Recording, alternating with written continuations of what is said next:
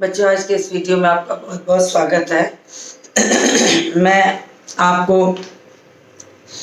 पुनरावृत्ति करा रही हूँ पाठ साखी एक, कबीर की लिखी साखियों की, जिसमें मैंने 2 साखियों की पुनरावृत्ति करा दी है और कबीर के बारे में बताते हुए आपको बताया है कि कबीर भक्तिकालीन कवियों में प्रमुख रूप से जोड़े जाते थे। भक्तिकाल की 2 शाखाएं थी, सगुण भक्ति और निर्गुण भक्ति। तो निर्गुण भक्ति शाखा के कवियों में इनकी मान्यता थी। इन्होंने ईश्वर को एक शक्ति के रूप में देखा है। वे मानते थे कि ईश्वर का वास सब में है। मूर्ति उपासक रूप में इन्होंने ईश्वर का वास सब में नहीं माना। ये माना है वो एक शक्ति है, ब्रह्म है, जो सबके भीतर होता है। और इसी क्रम को समझाते हुए मैंने 2 साखियों को आपको समझा दिया है। आज मैं तीसरी साखी आपको समझाने जा रही हूँ। तो जब मैं था तब हरि नहीं, अब हरि है मैं नहीं। सब अंधियारा मिट गया, जब दीपक देखा माही। अब कबीरदास जी ने यहाँ पर कहा है, मैंने कहा कि कबीरदास जी ने ईश्वर को एक ब्रह्म, एक शक्ति के रूप में परखा है। और उसी संदर्भ में इन्होंने कहा जब मैं था तब हरि नहीं। जब मैं था, मैं का मतलब होता है कि मेरे अंदर मेरा वो मैं जग रहा था, मेरा वो अहम भाव जग रहा था, मैं ही सब कुछ हूँ। जब तक व्यक्ति को इस बात का आभास रहेगा कि मैं वो तत्व हूँ, मैं वो शक्ति हूँ जो सब कुछ, तो हमें दुनिया में हम सबको सब में अपने आप को सबसे बड़ा समझेंगे। और ये मैं हमारे अंदर अहंकार और घमंड को भर देगा। जब व्यक्ति में अहंकार और घमंड भर जाता है तब उसे ईश्वर की प्राप्ति नहीं होती। ईश्वर की प्राप्ति के लिए अपने भीतर उजाला लाने की आवश्यकता है। यानी सिर्फ ज्ञान का उजाला आ जाने पर ही ये भीतर का अंधेरापन दूर होता है। हम महसूस करने लगे अपने भीतर के इस मैं को निकाल कर, अपने भीतर के इस अहंकार को मिटाकर, जब मैं था तब हरि नहीं। जब तक मैं ये समझूं कि मैं ही सब कुछ हूँ, अहम ब्रह्मास्मि, तो हमारे भीतर ईश्वर होने का जो वास है वो नहीं हो सकता। ईश्वर की प्राप्ति के लिए भीतर के मैं को मिटाना है, भीतर के अहंकार को मिटाना है। वास्तव में अहंकार मिटते ही आपके अंदर ज्ञान के प्रकाश की वो ज्योति जलेगी जिस ज्योति से ईश्वर प्राप्ति संभव है। ईश्वर सिर्फ अनुभव से प्राप्त नहीं होता, उसके लिए भीतर के घमंड को मिटाना होता है। भीतर के घमंड को मिटाकर अपने अंदर की वो शक्ति जगानी होती है। तो मैं को मिटाकर अगर हम ईश्वर को प्राप्त करने चलेंगे तभी ईश्वर हमें प्राप्त होगा। जब तक हमारे भीतर का वो घमंड, वो अहंकार सर उठाकर जीवित रहेगा, तब तक वो ईश्वर की ओर हमें उन्मुख नहीं होने देता। तो कवि ने कहा जब मैं था तब हरि नहीं, अब हरि है मैं नहीं। जब तक मेरे भीतर का ही मैं, अहंकार भाव जग रहा था, तब तक ईश्वर का वास उसमें नहीं था। और जैसे ही ईश्वर का वास उसमें हो जाएगा, भीतर के अंदर का वो घमंड, वो अहंकार सब टूट जाएगा, सब कुछ समाप्त हो जाएगा। सब कुछ समाप्त हो जाएगा, उसको ईश्वर की प्राप्ति हो जाएगी। अब हरि है, मैं नहीं, ईश्वर के आते ही भीतर का घमंड खत्म हो जाता है। तो कबीरदास जी कहते हैं, जब तक मनुष्य के मन में अहंकार और घमंड भरा होता है तब तक उसे प्रभु की प्राप्ति नहीं होती। और जैसे ही प्रभु की प्राप्ति के लिए मन में विनम्रता आने लगती है, मन विनम्र होता है, मन में विनम्रता आते ही ईश्वर के दर्शन हो जाते हैं। सब अंधियारा मिट गया जब दीपक देखा माही, और सारा अंधेरा, अज्ञान का अंधेरा, ज्ञान होने से ही तो अहंकार बढ़ता है, अज्ञान के अंधेरे से ही तो घमंड आता है। तो कहा सब अंधियारा मिट गया जब दीपक देखा माए। जैसे शरीर भीतर ज्ञान की ज्योति आते ही, जैसे ही हम ये जानेंगे कि हमारे भीतर ईश्वर का वास हो गया, ज्ञान की वो ज्योति जल गई, तो अज्ञान का अंधेरा अपने आप मिट जाता है। जैसे किसी अंधेरे कमरे में एक दीपक जला दो तो उसकी रोशनी से वो कमरा उजाला हो जाएगा। ठीक उसी प्रकार ईश्वर के आराधना रूपी दीपक को जलाते ही जैसे ही हमारे भीतर रोशनी होगी, हमारे अंदर का वो अज्ञान रूपी अंधेरा स्वतः मिट जाएगा, स्वतः मिट जाएगा। हमें वो शक्ति मिल जाएगी कि हमें ये लगने लगेगा कि हमारे भीतर ईश्वर जागृत अवस्था में आ गया है। तो सारा ज्ञान का अंधेरा जो रहेगा मिट जाएगा। अब विशेष अर्थ की बात करें तो इस साखी में कबीर ने ईश्वर की महत्ता को बढ़ाते हुए, ईश्वर की महत्ता को बताते हुए कहा है कि ईश्वर का ज्ञान प्राप्त होते ही भीतर का सारा अज्ञान रूपी अंधेरा मिट जाएगा, भीतर का सारा घमंड मिट जाता है और हमारे भीतर जो ईश्वर तत्व है उसे जागृत कर देता है। तो ईश्वर की महत्ता का वर्णन इस साखी में किया गया है। हरि है, मैं नहीं, तथा दीपक देखा माही में, दीपक देखा में अनुप्रास अलंकार। अंधियारा और दीपक जो है एकाधिक अर्थ देते हैं। एकाधिक अर्थ क्या देते हैं?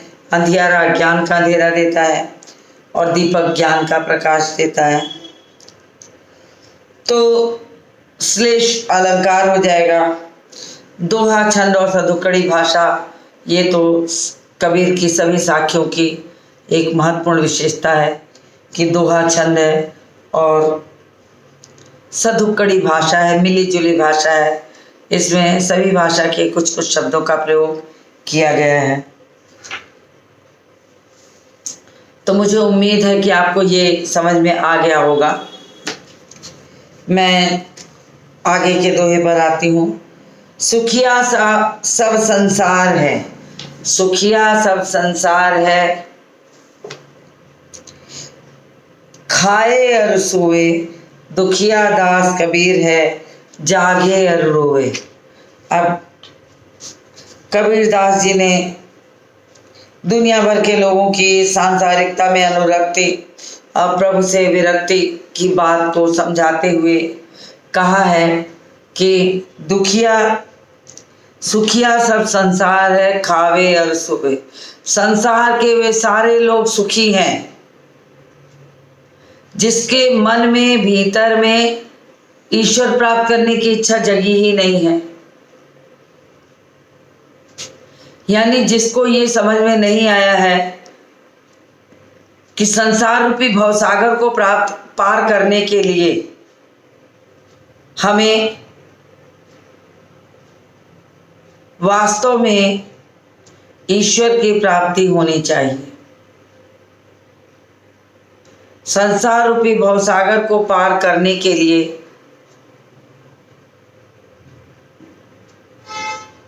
हमारे अंदर ईश्वर की अनुभूति होनी चाहिए।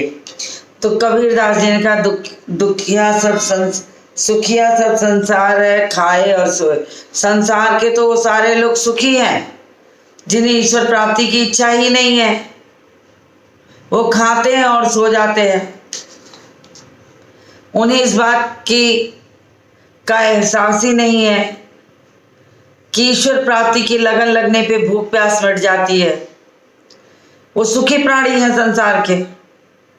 और सुखी प्राणी कैसे हैं? क्योंकि उन्हें कोई चिंता नहीं है। अपने भीतर ईश्वर को प्राप्ति की जब लगन ही नहीं लगी है, तो ईश्वर न प्राप्त होने का दुख कहां से आएगा? दुख तो तब आता है जब लगन लगी हो। किसी चीज को पाने की चाह हो और वो ना मिले, तब कष्ट होता है। अगर पाने की चाह ही नहीं है तो न मिलने का दुख कहां से आएगा? तो ये कहा कि खाए और सोए खाता है और आराम से चैन की नींद सो लेता है। आराम से उसकी नींद पूरी होती है, कोई चिंता नहीं। दुखिया दास कबीर है जागे और रोए। और कहा कि कबीर दास को देखो, संसार का सबसे दुखी प्राणी तो कबीर स्वयं है। क्यों सबसे दुखी है? क्योंकि उन्हें तो ईश्वर प्राप्त करने की इच्छा जागृत हो गई है। उन्हें यह लगा है कि ईश्वर प्राप्त करने से ही जीवन में सब कुछ प्राप्त हो पाएगा। जब ईश्वर प्राप्ति की लगन लग गई तो न पाने पे कष्ट तो होना ही है। तो कहते हैं दुखिया दास कबीर है। संसार में सबसे दुखी प्राणी कबीर दास जी हैं, जो जागे और रोए। जो ईश्वर न प्राप्त करने का जब उन्हें कष्ट मिलता है तो वो क्या करते हैं? संसार में जगते रहते हैं, नींद नहीं आती। उन्हें ये इच्छा मन में जगती है तो उन्हें नींद नहीं आती। जागे और रोए, जगते रहते हैं, रात दिन विलाप करते हैं, रात दिन रोते हैं। रात दिन उनके मन में ईश्वर प्राप्ति की कामना, जो उनके मन में इच्छा है, वो जगती रहती है। तो वे अपने आप को संसार का सबसे दुखी प्राणी मानते हैं, क्योंकि ईश्वर की लगन लग जाए और ईश्वर प्राप्त ना हो तो उसे दुख होना बिल्कुल स्वाभाविक है। तो यहाँ पर यही कहा है कि दुनिया भर के जो लोग होते हैं उनमें सांसारिकता के प्रति अनुरक्ति और प्रभु के प्रति विरक्ति की भावना देखकर कबीरदास जी कहते हैं कि संसार के वे लोग सुखी हैं जो खा पी रहे हैं, मौज मस्ती में डूबे हैं। उन्हें किसी प्रकार की चिंता नहीं है, न पाने का सुख है न खोने का दुख है, तो उन्हें कोई चिंता नहीं है। इस संसार में एकमात्र दुखी प्राणी कौन है? कबीर हैं, जिन्हें प्रभु प्राप्ति के प्रयास में रात दिन वो जग रहे हैं और न पाने के वियोग में रात दिन दुखी रहते हैं और रोते रहते हैं। तो कबीरदास जी ने यहाँ पर उन सांसारिक मनुष्यों की सांसारिकता का परिचय कराया है कि सांसारिकता में अनुरक्ति और प्रभु में विरक्ति इस संसारिक लोगों की मोहमाया है। सुखिया सब संसार में अनप्रास, दुखिया दास में अनुप्रास। दोहा छंद है, बोलचाल की सदुकड़ी भाषा है। जिस भाषा का ज्ञान उन्होंने बिल्कुल किया नहीं था और सिर्फ स्वतः ही घूम घूम कर गाते गाते ही उन्हें इन सारे तत्वों का ज्ञान हो गया था। इसके बाद अगला है बिरह भुअंगम तन बसे, मंत्र न लागे कोई, राम वियोगी ना जिए, जिए तो बौरा हुई। बिरह भुअंगम तन बसे, मंत्र न लागे कोई। अब कबीरदास जी ने प्रभु प्राप्ति की भक्ति, प्रभु प्राप्ति के लिए जब व्यक्ति की आतुरता और पागलपन को देखा है, उसको उन्होंने साखी के रूप में कैसे लिखा है वो देखिए। बिरह भुअंगम तन बसे, मंत्र न लागे कोई। भुअंगम सर्प, विरह रूपी सर्प ने अगर शरीर में डस लिया है तो मंत्र न लागे कोई। विरह किस चीज का है? विरह है ईश्वर के प्राप्ति का। यानी ईश्वर की प्राप्ति की लगन लग गई है, मगर ईश्वर प्राप्त नहीं होता। ईश्वर जब प्राप्त नहीं होता तो शरीर के अंदर लगन का लगना, दुख का होना बिल्कुल स्वाभाविक है। इसके पहले के दोहे में भी मैंने आपको बताया, फिर बता रही हूं कि अगर पाने की ललक होगी तभी खोने का कष्ट होता है।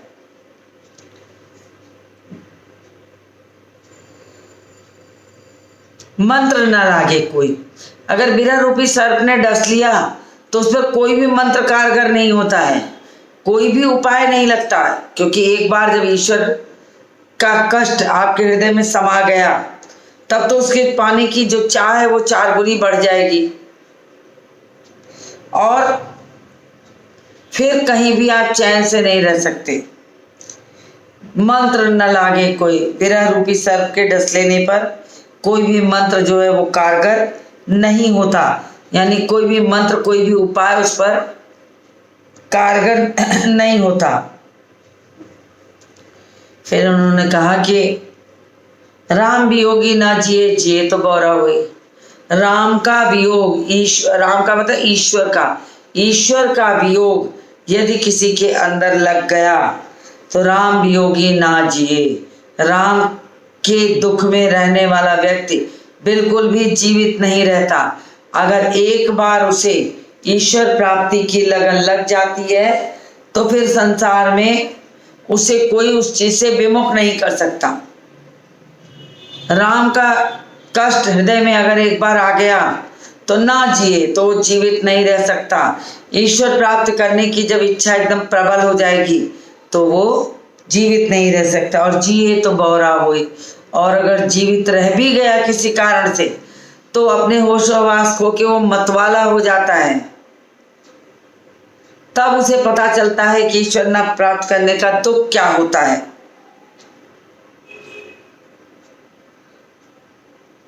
राम वियोगी ना जिए, जिए तो बौरा होए।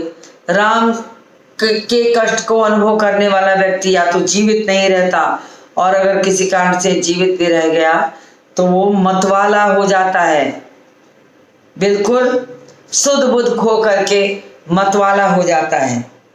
तो यहाँ पर ये कबीर ने बताया है, राम ईश्वर के वियोग की दशा का वर्णन करते हुए कि जिस भक्त को ईश्वर के वियोग की दशा रूपी सर्प डस लेता है उसकी क्या स्थिति होती है। विरह भुअंगम में रूपक अलंकार, जीवे जीवे में पुनरुक्ति प्रकाश अलंकार। भाषा जो है इनकी बिल्कुल सधुक्कड़ी है, आम बोलचाल की ग्रामीण प्रदेश में प्रयोग किए जाने वाले शब्दों की भरमार है, और दोहा छंद है।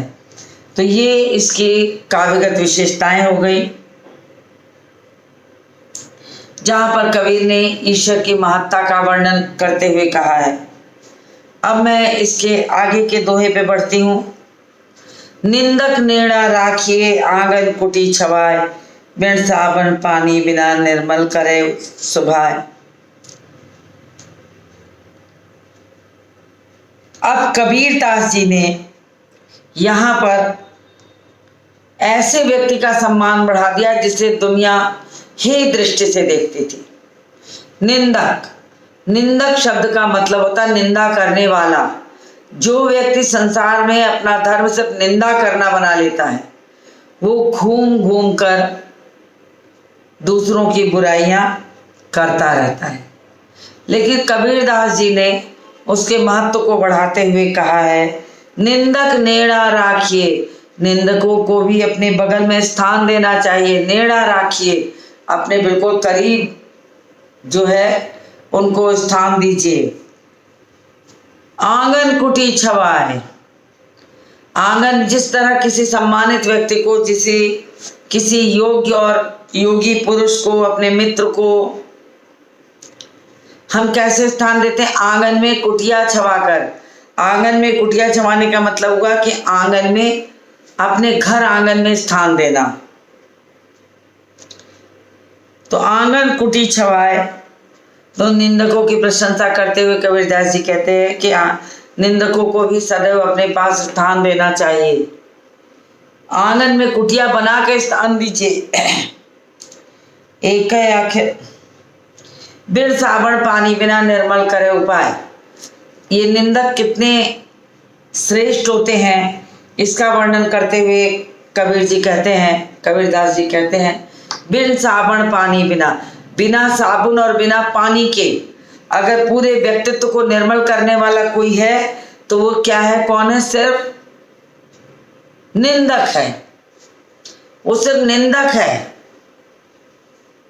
कि आपकी बुराइयां कर करके आपको विवश कर देगा कि आपके भीतर का वो जो अंधेरा है वो मिटा दे, और बिना साबुन बिना पानी के आपके स्वभाव को बिल्कुल निर्मल कर देता है, स्वच्छ कर देता है। तो इतनी बड़ी महत्ता जिसको सारा संसार नजर से उतार दे निंदकों को, ऐसे निंदकों की प्रशंसा करते हुए कबीरदास जी ने यहाँ पर कहा है। तो यहाँ भी व्यक्ति के स्वभाव का वर्णन करते हुए कबीरदास जी ने आलोचकों के महत्व को बढ़ाते हुए कहा है कि इन्हें भी स्थान मिलना चाहिए, क्योंकि यही तो वो व्यक्ति हैं जो आपकी कमियों को दूर कर सकते हैं। तो ये साखी भी आपको समझ में आ गई होगी। अब मैं 7वीं साखी की तरफ बढ़ती हूँ। पोथी पढ़ जग मुआ, पंडित भया न कोय, एक आखिर पीऊ का पढ़े सो पंडित होय। पोथी पढ़ जग मुआ, संसार में मरने वाले प्रतिदिन होते हैं, और बहुत सारे दुनिया के लोग ऐसे होते हैं कि पोथी पढ़ मोटी मोटी धार्मिक पुस्तकों को पढ़कर कोई पंडित नहीं हो जाता, कोई ज्ञानी नहीं हो जाता। जग मुआ, जग मतलब संसार, मुआ मतलब मर गए, संसार के तमाम लोग आए और मर गए। पंडित भया न कोई भी पंडित नहीं हुआ, कोई भी ज्ञानी इतना बड़ा श्रेष्ठ विद्वान नहीं हो पाया, क्योंकि ईश्वर को जानने के लिए किसी पुस्तक की आवश्यकता नहीं है, बल्कि हृदय में उजाले की आवश्यकता है, ज्ञान रूपी उजाले की आवश्यकता है। तो इसको ही महत्ता दिखाते हुए कबीर ने कहा है, एक आखिर पीऊ का पढ़े सो पंडित होए। एक ही अक्षर अगर ईश्वर का किसी को मिल जाए, ईश्वर के नाम का एक अक्षर मनुष्य को कहां से कहां पहुंचा देता है। एक आखिर पीऊ का पढ़े सो पंडित होए। एक ही अक्षर अपने प्रियतम के, अपने ईश्वर का पढ़कर संसार का कोई भी व्यक्ति अज्ञानी नहीं रह सकता। कोई भी व्यक्ति जो है वो अज्ञानी नहीं रह सकता, उसे ज्ञान हो जाएगा, ब्रह्म ज्ञान हो जाएगा। तो संसार के तमाम योग्य पंडितों से वो ज्यादा श्रेष्ठ हो जाएगा। तो कबीरदास जी ने यहाँ पर ब्रह्म की महत्ता का अभिवादन करते हुए कहा है, एक आखिर पीऊ का पढ़े सो पंडित हो। ब्रह्म के ज्ञान का एक अक्षर, ब्रह्म ज्ञान का एक अक्षर आपके भीतर का सारा अंधकार, सारी कलुषता, सारी बुराई दूर कर देगा, और आपको उन महान बड़े बड़े लोगों के बीच में स्थान दे देगा। एक आखिर पीऊ का पढ़े सो पंडित होए। जो ऐसा पढ़ेगा वास्तव में वही ज्ञानी और वही पंडित कहलाने योग्य है। तो पोथी पढ़ में अनुप्रास, पढ़ में पुनरुक्त प्रकाश, भाषा वही और दोहा भी वही, यानी भाषा सदुक्कड़ी और दोहा जो है वो छंद है। अब इस साखी का जो आखिरी वाला है वो मैं पढ़ाने चल रही हूँ। हम घर जाल्या आपड़ा लिया मुराड़ा हाथ, अब घर जाल्या ताश का ले जे चले हमारे साथ। अब कबीरदास जी ने यहाँ पर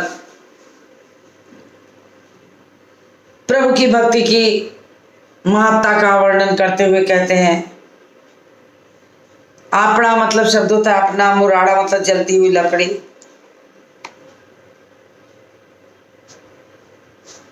हम घर जाल्या आपड़ा, हमने तो अपना घर जला लिया है। घर जलाने का क्या मतलब है यहाँ पर? घर जलाने का मतलब ये है कि हमने तो अपने घर बार का पूरा त्याग कर दिया, सारे माया मोह के बंधनों को छोड़ करके लिया मुराड़ा हाथ, एक जलती हुई मशाल हाथ में लेकर निकल पड़े हैं।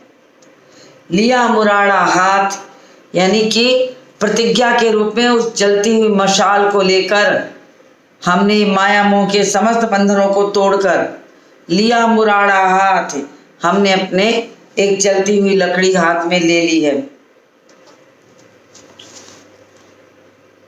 हम घर जालिया ताश का जे चले हमारे साथ, ताश का मतलब उसका, और जो भी हमारे साथ चलेगा यानी जो हमारे साथ रहकर ईश्वर प्राप्त करने की इच्छा मन में रखता है, उसे भी क्या करना होगा, अपना घर बार परिवार सब त्यागना पड़ेगा। क्योंकि दोनों माया मोह के बंधन में रहकर ईश्वर प्राप्त नहीं होता।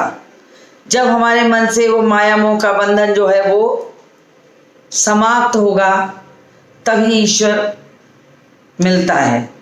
तो यहाँ पर कबीरदास जी ने ये बताया है कि ईश्वर प्राप्त करने के लिए अपने घर पीछे के घर बार माया मोह प्रेम परिवार सबको भुलाना पड़ेगा। तो उन्होंने कहा मैंने तो अपना सब कुछ नष्ट कर दिया है, लिया मुराड़ा हाथ, अब घर जालिया ताश का जे चले हमारे साथ। अब संसार का वो व्यक्ति जो अपना घर जलाना चाहता है और ईश्वर को प्राप्त करना चाहता है, जिसने भी अपने मन में सोच लिया कि हमें ईश्वर की प्राप्ति चाहिए, तो उसे अपने पीछे के माया मोह के बंधनों को तोड़ना पड़ेगा। अब घर जालिया ताश का जे चले हमारे साथ। तो कबीरदास जी ने कहा कि अगर हमारे साथ चलना है तो अपने भीतर के माया मोह के बंधन के घर को नष्ट कर दो, और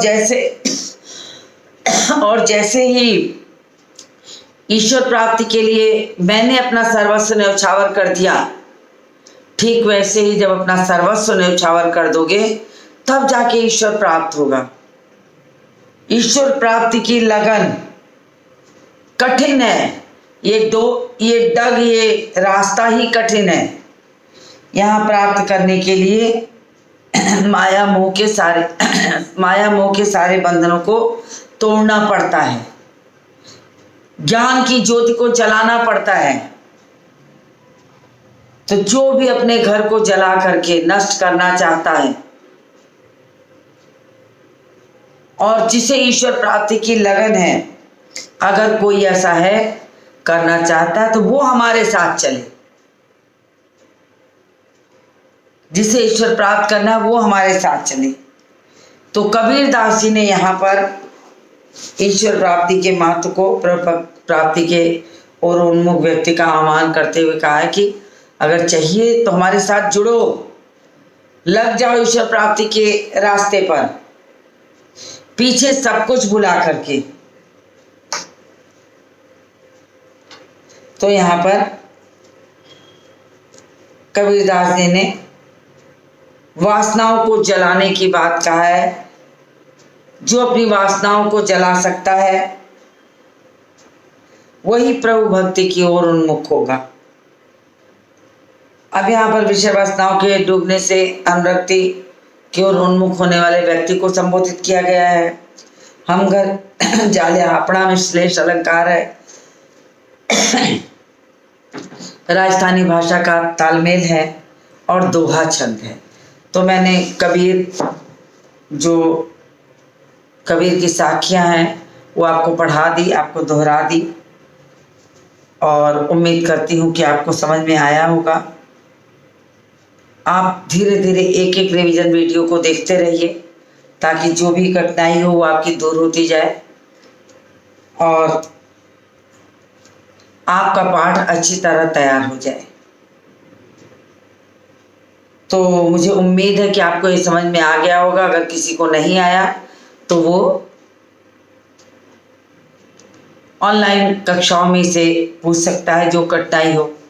तो आज की वीडियो को मैं यही समाप्त करती हूँ और मिलती हूँ आपसे अगले वीडियो में।